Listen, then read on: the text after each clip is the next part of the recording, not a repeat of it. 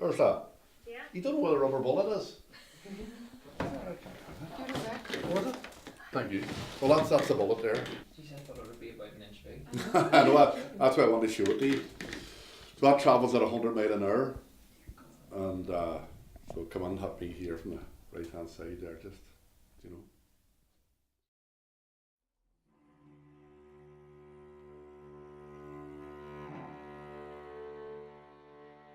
I remember Northern Ireland before the conflict, and the Caolan estate, you know, it was a big estate, 15,000 people or something living in it, but it was a very peaceful place. And then what seemed like overnight, Caolan, Derry and the rest of Northern Ireland became like a war zone. Outside our front door, all the pavements were dug up and used as missiles to throw at the British Army or the police. There was riots almost on a daily basis, hijacked vehicles put across the road, set on fire and used as barricades. So, you know, going from a very peaceful area, it became a very violent place to live. On the 4th of May 1972, I got out of school as normal and I ran along the bottom of the school football pitch. And as I did so, I had to pass this army lookout post on the right hand side. And as I ran past it, a British soldier fired a rubber bullet. The rubber bullet hit me here in the bridge of the nose. I lost this eye. I was left completely blind in my left eye.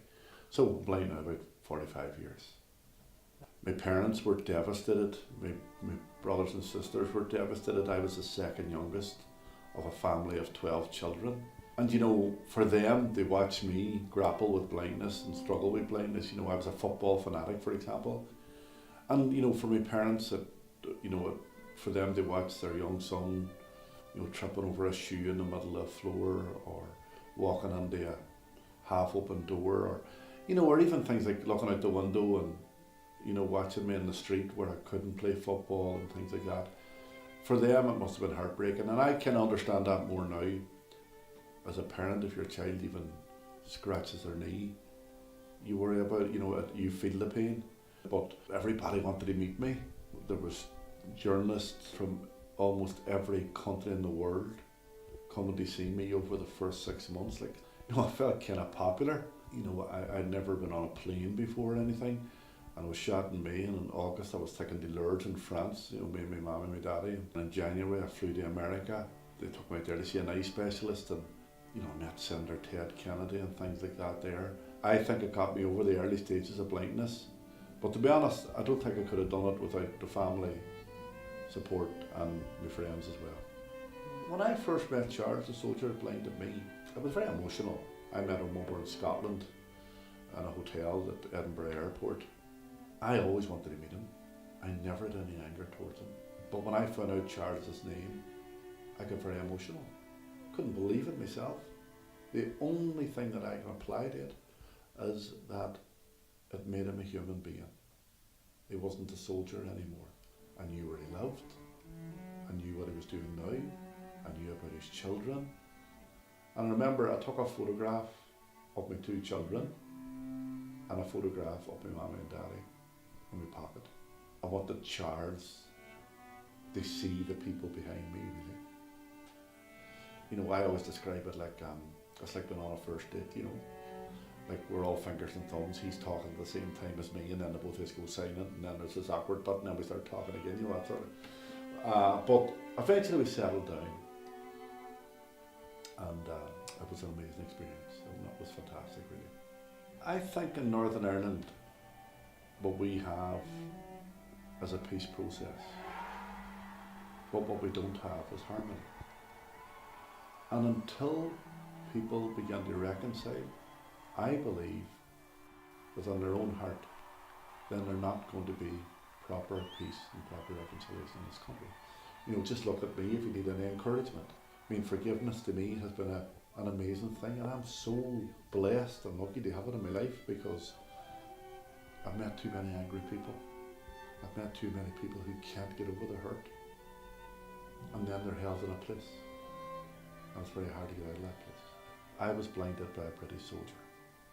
Now, I don't have to agree with his logic, but at least I can say I understand that you have a different perception from me. You can perpetuate the hurt. You can live in a place that can destroy you, or you can try to move beyond that and turn that anger and turn that experience into something positive. I set up Children in Crossfire over 21 years ago. And the reason why I set up Children in Crossfire is because of the love and compassion that I experienced in my life. You know, the reason why I'm here today, the reason why I'm so happy and contented, the reason why I forgive and I'm all into it is because of my experience. All as I ever wanted to do was give back some of what I received. And, you know, I suppose I became aware of children in other parts of the world that mightn't have been caught in the crossfire of bombs and bullets, but were caught in the crossfire of poverty, which is equally as devastating, if not worse. Today now we work in Tanzania and Ethiopia.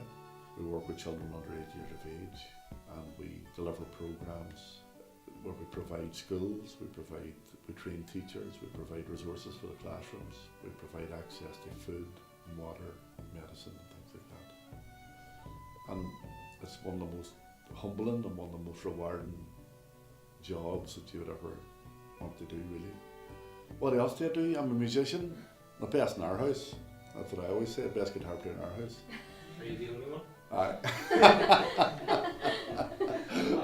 But he So, didn't have one. I've done a lot of things. I mean, I was a director of Derry City Football Club for a while, back in the 90s. In fact, the last time Derry was champions of Ireland, I was a director. I keep saying that. I hope to God they never won anything, so that'll stop me saying that. But no, you know, it was a great experience with a director of your City Football Club. I have 2 children, Niamh and Enya. Niamh never left home really. She went to university in Derry, and you know, she's a teacher, music teacher, and then Enya went to university in Scotland, and now she planned to get married next year. So we're a very close family, very close unit. I remember saying, well, you know, I do think about eyesight. You know, I still see in my mind's eye anyway, but there has been times, and there will be times, that I will miss my eyesight. You know, when Niamh and Enya were born, you know, I would give anything to see my 2 daughters. Thank God, you know, just let me see them once, that's all I ask. Just let me see them once. Don't think it's too much to ask, sort of thing. But, you know, if I focus on that and focus on that only, then I'm going to be a very unhappy person.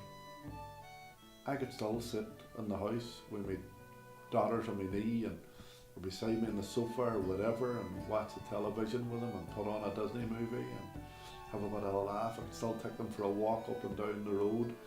And I'd still take them to bed at night and tuck them in and tell them a story. You know, I could do all those things. So I just learned to focus on what I could do, not what I couldn't do. I suppose my ability, not my disability. And I'm very lucky.